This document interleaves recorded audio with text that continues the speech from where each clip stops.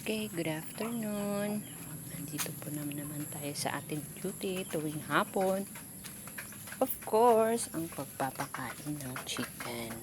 Okay, so ayan. Ayan ang aking mga alagang chicken. Okay. Mangitlog ha.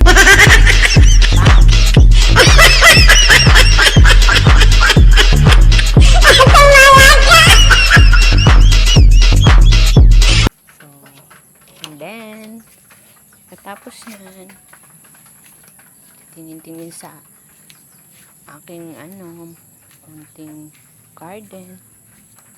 Ayan, kung nakikita nyo, yung tawag dyan ay talbos ng kamote. Okay? So, masarap yan kapag pinahalo sa isda, kusido. Okay, at itong aking mga okra. Naku! Parang sumobra na yata. Ayan. Okay, mga guys. Okay, so, di na kailangan bumili. At sure pa na walang chemicals. Okay. So, ayan mga guys. Ay, naku, nahulog. Ayan. So, kulang na lang ito ay gahalon. Pero pwede to. Ilalaga lang. And then, sausaw mo sa toyo at na may kalamansi. Wow, ang sarap. And, ayan, bukod sa kamote, okra, meron din akong sitaw.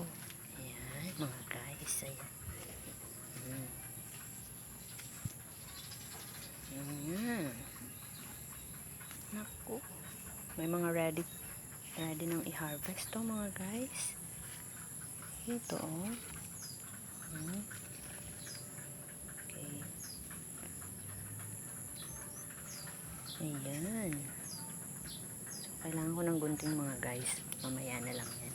So, and of course, kung kailangan ng kalamansi, tara, nandito lang mga guys. So, ayan. Okay.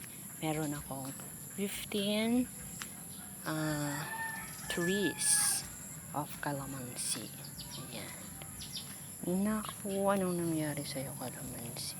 Okay. Ayan mga guys. Ayan. Kapag kailangan ng kalamansi, kukuha lang ako dito. Ayan. So, hindi pa sila ready i-harvest. Kailangan pa ng ilang days. Hoy, naku, merong insect. Kaya pala, ha? Ayan mga guys. Ayan. Okay. And, kapag naman tinola, ready tayo dyan. Merong papaya. Ayan mga guys. Ayan. Ayan. Okay, sa ngayon, wala pa ng hinog. Okay, so, yan lang muna guys.